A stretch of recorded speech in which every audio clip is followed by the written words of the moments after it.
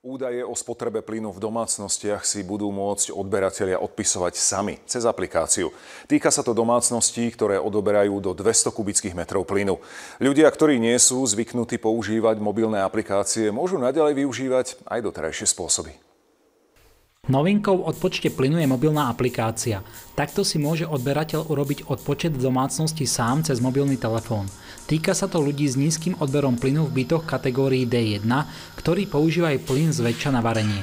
U ostatných odberateľov, ktorí plynom napríklad kúria, sa nič nezmení. Teraz to majú vlastne všetko zjednodušené tým, že po stiahnutí si aplikácia a zaregistrovaní sa si môžu jednoducho naskenovať svoj plynomer a tým pádom sa to odošla našej spoločnosti. Ide o naskenovanie konkrétneho meradla spotreby zemného plynu, to znamená, má to svoje prvky rozpoznávacie v tej aplikácii. Podobné aplikácie v minulosti už zaviedli aj ďalší predajcovia plynu. Išlo predovšetkým o platenie faktúr, sledovanie spotreby online alebo zavádzanie požiadaviek. Aplikácia je populárna a mimoriadne teda, musím povedať. Máme viac ako 168 000 registrovaných užívateľov. Pre zákazníkov je ďaleko jednoduchšie vybavovať požiadavky, ktoré majú či už na rôzne zmeny týkajúce sa ich odberných miest elektronicky cez túto aplikáciu. Je to jednoduchšie ako ísť niekde alebo telefonovať.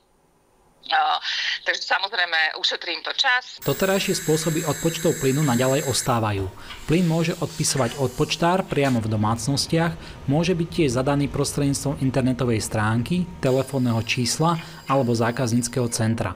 Veľa ľudí totiž tieto spôsoby stále uprednostňuje. Čo sa týka toho mobilu, tak ja asi nebudem toto uprednostňovať, ale vždycky máme na bráne napísané, že kedy dojde odpočet spraviť ten pán z plynárni. Áno, využívala by som také niečo. Jasné, zjednoduší to situáciu. S narastajúcim záujmom o mobilné aplikácie distribútori očakávajú, že takýto spôsob odpočtu bude čoraz populárnejší. Cieľom je zvýšenie komfortu odberateľov. Jaroslav Výboch, Slovenská televízia.